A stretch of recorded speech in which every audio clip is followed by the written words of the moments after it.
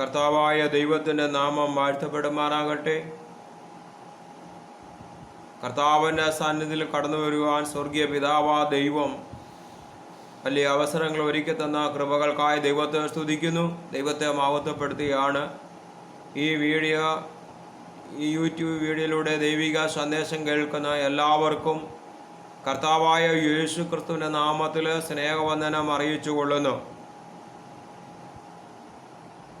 1 തെസ്സലോനിക്ക് 5:16 എപ്പോഴും സന്തോഷിപ്പീൻ, ഇടവിടാതെ പ്രാർത്ഥിപ്പീൻ, എല്ലാറ്റിലും സ്തോത്രം ചെയ്യുവീൻ, ഇതല്ലോ നിങ്ങളെക്കുറിച്ച് ക്രിസ്തു യേശുവിൽ ദൈവ ഇഷ്ടം.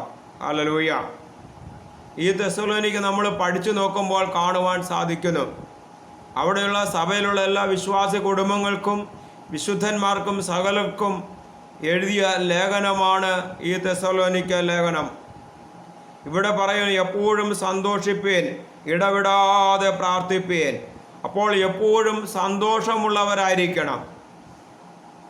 നമ്മുടെ ജീവിതത്തിനകത്ത് ഏത് കഷ്ടപ്പാടുകൾ കയറി വന്നാലും നാം എപ്പോഴും സന്തോഷമുള്ളവരായി തന്നെ നമ്മൾ മുമ്പോട്ട് പോവുകയാണെങ്കിൽ തീർച്ചയായും നമ്മുടെ ജീവിതത്തിന് അനുഗ്രഹമുണ്ടാകുവാനിടയായിത്തീരും. അത് ഏറ്റവും നമുക്ക് വേണ്ടത് സന്തോഷമാണ്.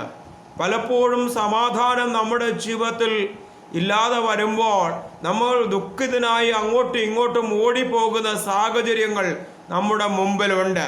എന്നാൽ ഇവിടെ പറയുകയാണ്, എപ്പോഴും സന്തോഷിപ്പീൻ. തെസ്സലോനിക്കയുടെ സഭയിലുള്ളവരോട് പറയുകയാണ്, നിങ്ങൾ എപ്പോഴും സന്തോഷിക്കണം. നിങ്ങളുടെ ജീവിതത്തിൽ സമാധാനങ്ങൾ ഒന്നുമില്ല എങ്കിലും സന്തോഷമുള്ളവരായി മാറുകയാണെങ്കിൽ ഹല്ലേലൂയ, ദുഃഖങ്ങൾ നിങ്ങളുടെ ജീവിതത്തിൽ മാറുവാനിടയായിത്തീരും എന്ന് പറഞ്ഞതുപോലെ നമ്മളും നമ്മുടെ ജീവിതത്തിനകത്ത് ദുഃഖങ്ങൾ കടന്നു വരുമ്പോൾ സന്തോഷത്തോട് നമ്മൾ മുമ്പോട്ട് പോവുകയാണെങ്കിൽ തീർച്ചയായും ദുഃഖം നമ്മളെ വിട്ട് ഓടിപ്പോകുവാൻ തക്കവണ്ണം ഇടയായിത്തീരും. 2 ഹല്ലേലൂയ, നമുക്ക് ഇടവിടാതെ ഹല്ലേലൂയ പ്രാർത്ഥിക്കുവാൻ തക്കവണ്ണുള്ളതായ കൃപ നമ്മൾ പ്രാപിക്കേണ്ടത് ഏറ്റവും ആവശ്യമാണ്.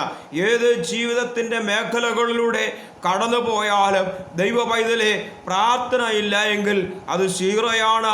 എന്നാൽ പ്രാർത്ഥനയുണ്ടോ നിന്റെ ജീവിതത്തിനകത്ത് ഹല്ലേലൂയ ഉറപ്പുണ്ടാകുവാൻ തക്കവണ്ണം ഇടയായിത്തീരും.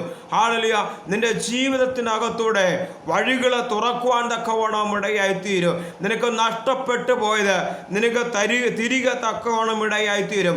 അതുകൊണ്ടാണ് ഇടവിടാതെ എപ്പോഴും നീ പ്രാർത്ഥനയുമായി തന്നെ നീ മുമ്പോട്ട് പോയാൽ സ്വർഗീയ പിതാവായ ദൈവം നിന്റെ ജീവിതത്തിനകത്ത് നിന്നെ അനുഭവിക്കുന്ന എല്ലാത്തിൽ നിന്നും ആ സ്ഥിതിയെ മാറ്റി നിന്നെ പുതിയൊരു മനുഷ്യനാക്കി മാറ്റിയെടുക്കാൻ തക്കവണ്ണം സ്വർഗീയ പിതാവായ ദൈവത്തിന് കഴിയുമെന്നാണ് ഈ തിരുവചനത്തിലൂടെ നമ്മളെ പഠിപ്പിക്കുന്നത്.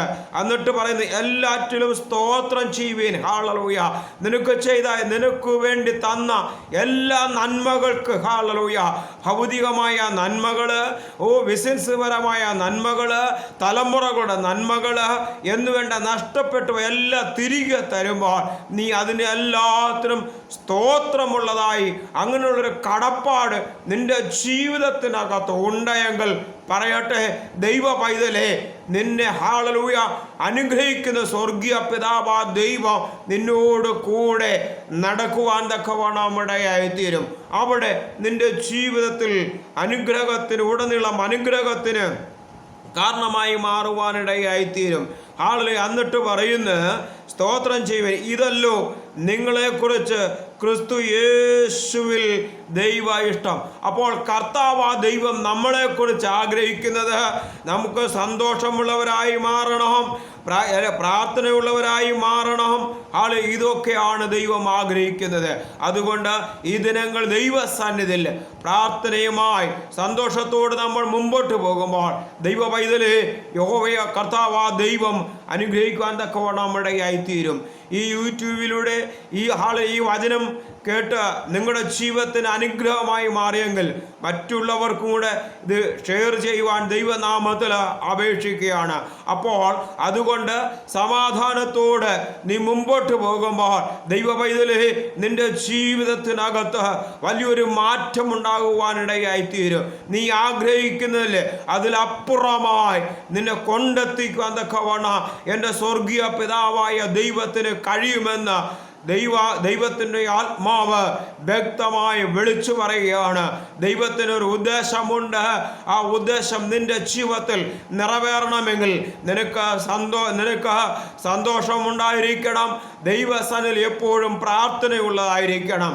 അങ്ങനെ ഉണ്ടെങ്കിൽ ദൈവം അനുഗ്രഹിക്കുവാൻ തക്കവണ്ണം ഇടയായിത്തീരും. ഈ തിരുവചനങ്ങളാൽ കർത്താവാ ദൈവം നമ്മൾ ഓരോരുത്തരെയും ധാരാളമായി അനുഗ്രഹിക്കുമാറാകട്ടെ. സ്തോത്രം, സ്തോത്രം. ആമേൻ.